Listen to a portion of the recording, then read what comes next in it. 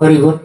গোলকের প্রেমধন হরিনাম সংকীর্তন, রতিনা কেন হইল তাই। এই যে হরিনাম সংকীর্তন আপনারা শ্রবণ করছেন, এটা কিন্তু এই জগতের শব্দ নয়। এই হরে কৃষ্ণ কৃষ্ণ কৃষ্ণ হরে হরে, হরে রাম রাম রাম হরে হরে, এ কথাটা কে না জানে? সবাই জানে। তাহলে সবাই যদি কথাটা জানলো, তাহলে দীক্ষা নেবার কি দরকার আছে? গুরুদেবের কাছে দীক্ষা নিলে তো এই মন্ত্রটাই দেবে। তাহলে আপনাদের মনে প্রশ্ন আসে না কি, আমার দীক্ষা নেবার কি দরকার আছে? যারা দীক্ষা নিয়েছে তারা যে নাম বলছে, আমি দীক্ষা না নিয়েও সেই নামে কি নাম বলবো? তাহলে তফাৎটা কোথায়? এইগুলো বিচার্য বিষয়।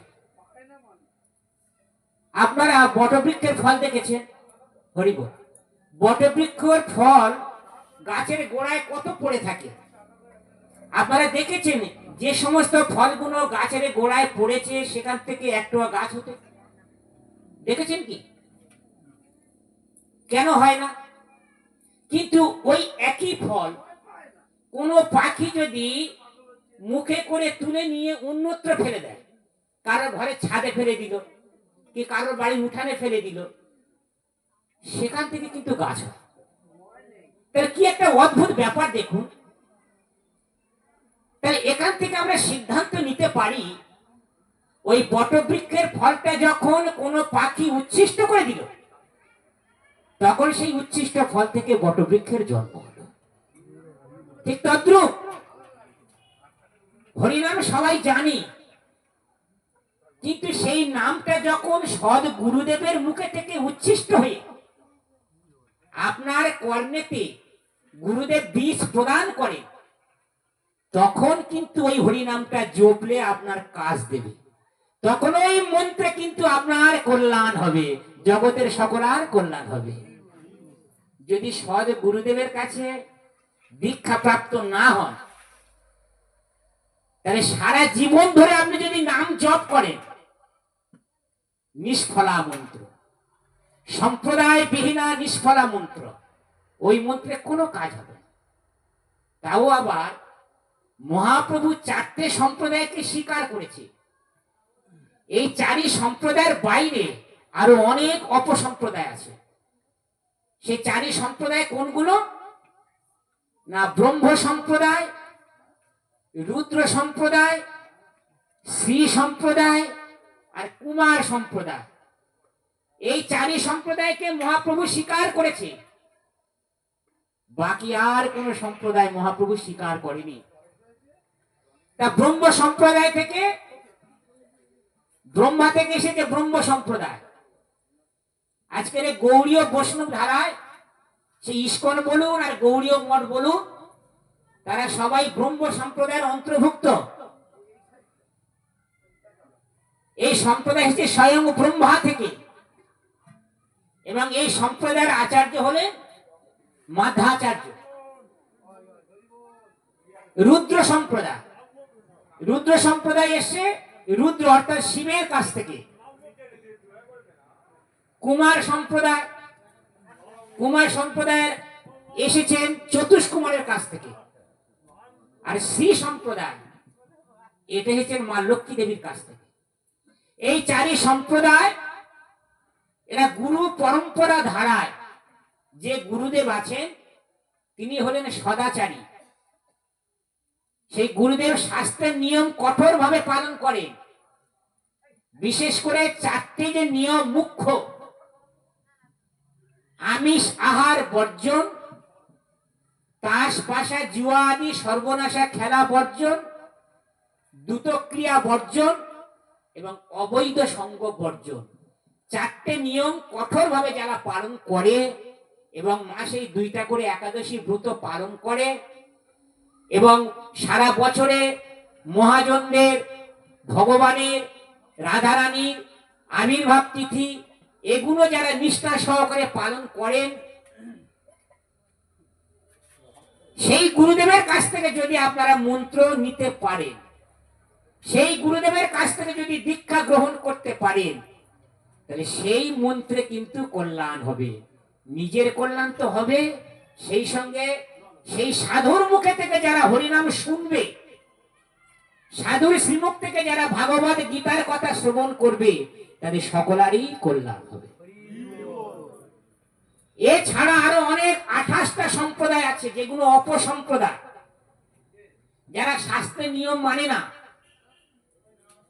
শাস্ত্র গুরুদেবের নির্দেশ অনুযায়ী জীবনযাত্রা করে না, নিজেদের মন গড়া মতো নিয়ম তৈরি করে, নিজেদের মন গড়া কাউকে গুরু সাজিয়ে তার সেবা করে, এদেরকে বলা হয় অপসম্প্রদায়। নেড়া নেড়ি, গৌরাঙ্গ নাগরী, সাঁই দরবেশ, আমাদের চতুর্দিকে খুঁজলে এরকম অপসম্প্রদায় অনেক পাবে। কিন্তু খবরদার, যদি প্রকৃত আত্মকল্যাণ করতে কেউ চায়, সত্যি সত্যি যদি কেউ ভগবানকে ভালোবাসতে চায়, তাহলে কিন্তু তাদের সৎ গুরুদেব নির্বাচন করতে হবে। গুরু নির্বাচন করা একটা মুখ্য বিষয়। গুরু নির্বাচন করা যদি ভুল হয়ে যায়, তাহলে কিন্তু আমার পারমার্থিক উন্নতি হবে না। যেমন আপনি একটা মাটির হাঁড়ি কিনতে গেছেন কুমোরের বাড়ি, একটা মাটির হাঁড়ির দাম কত? 100 টাকা, 200 টাকা। সেই মাটির হাঁড়িটা কেনার আগে বারবার করে ঠুকে দেখে নেন, দেখেন না? কেন ঠকেন বলুন তো? যে মাটির হাঁড়িটা কানা আছে কিনা, ঠিক কিনা? তাহলে 100 টাকা দিয়ে একটা মাটির হাঁড়ি কিনবো, তাকে যদি আমি পরীক্ষা করতে পারি, তাহলে আমি সারা জীবনের মতো যার চরণে আশ্রয় নিলে আমার পূর্বকৃত যত পাপ আছে সব দূর হয়ে যাবে, যার শ্রী চরণে আশ্রয় গ্রহণ করলে যিনি আমার এই জগতের দুঃখ কষ্ট থেকে দূর করে আমাকে ভগবান ধামে নিয়ে যাবে, তাহলে সেই গুরুদেব নির্বাচন করার আগে একবার কি আমি পরীক্ষা করব না? একবার কি আমি যাচাই করব না যে আমি সৎ পাত্রে যাচ্ছি কি অসৎ পাত্রে যাচ্ছি? খুব জরুরি। গুরু নির্বাচন একটা মুখ্য বিষয়। কারণ গুরুদেবের কৃপায়তে, শাস্ত্রের কৃপায়তে ভগবানকে পাওয়া যাবে। নিজের ইচ্ছায় কোনোদিন ভগবানকে পাওয়া যাবে না। সাধু শাস্ত্র গুরু বাক্য চিত্তেতে করিয়া ঐক্য, আর না করিহ মনে আস। গুরুদেব যে কথা বলেন তিনি শাস্ত্রের কথা বলেন, শাস্ত্রের বাইরে তিনি কোনো কথা বলেন না। তাই গুরু যা বলে শাস্ত্রের কথা বলে। আর শাস্ত্র কোথা থেকে এসেছে? শাস্ত্র কে তৈরি করেছে? না, ধর্ম তো সাক্ষাৎ ভগবত প্রণীত। যমরাজ যখন তার দূতগণকে ধর্ম শিক্ষা উপদেশ দিচ্ছে, যমরাজ তিনি তার অনুচরদের ধর্ম শিক্ষা উপদেশ দিচ্ছে। কেন না, এই যমদূতগণ অজামিলের মতো একটা পাপী আত্মাকে আনতে গিয়েছিল। যে অজামিল সারা জীবন ধরে পাপ করেছে। জীবনের প্রথমে ছিল ব্রাহ্মণের সদ্গুণাবলী, তার মধ্যে সব ছিল, তিনি ব্রাহ্মণের ছেলে ছিলেন। কিন্তু অসৎ সঙ্গে পড়ে তার জীবনকে সৎ গুণাবলী সব চলে গেল। তিনি একটা বেশ্যার সঙ্গলাভ করার ফলে তার গর্ভে 10টা পুত্র সন্তান। ছোট ছেলেটার নাম রেখেছিল নারায়ণ। সেই নারায়ণকে খুব ভালোবাসতেন। যখন নারায়ণের জন্ম হয় তখন অজামিলের বয়স হয়েছিল 88 বছর। ভাগবতমের 6ষ্ঠ স্কন্ধ খুঁজলে, ভাগবতমের 6ষ্ঠ স্কন্ধে 3য় অধ্যায় অজামিলের কাহিনী। 88 বছর বয়সে নারায়ণের জন্ম হয়। তার ছোট্ট ছেলে, বাবা খুব ভালোবাসে তাকে। নারায়ণকে নিজের হাতে তুলে খাওয়ায়, তাকে জামা কাপড় পরায়, তার সামনে গুটগুট করে ঘুরে বেড়ায়। নারায়ণ বাবা এদিকে আ। দেখুন ছেলেকে ডাকছে, আর ভগবান কি ভাবছে? আমাকে ডাকছে। তাই শ্রদ্ধা করে হোক বা অবহেলা করে হোক বা ব্যঙ্গ করে হোক, যেভাবে আপনি ভগবানকে ডাকুন না কেন, ভগবান কিন্তু অশেষ কৃপা বরিশন করে থাকে। সেই জন্য আগের দিনে বাবা মায়েরা ছেলে মেয়েদের নাম রাখতো ঠিক ভগবানের নামের সঙ্গে মিলিয়ে। নারায়ণ, মধুসূদন, গৌর, গোপাল, নিতাই, লক্ষ্মী, সরস্বতী, সর্বমঙ্গলা ইত্যাদি। কেন না, ছেলেকে ডাকার মাধ্যমে ভগবানকেও ডাকা হয়। আপনি সারাদিনে যদি 50 বার ছেলেকে ডাকে নারায়ণ এদিকে আয়, তার মানে আপনার 50 বার ভগবানকে ডাকা হয়ে গেল। এখনকার নামের মতো এইরকম মানে বাহারি নাম নয়। পাপাই, তাপাই, বিটাই, কুকাই, এগুলো কুকুরদের নাম। বিদেশে যারা বড় লোক কুত্তা পোষে, তারা তাদের কুকুরদের এইরকম নাম রাখে, টিপাই, বাবাই, তাপাই।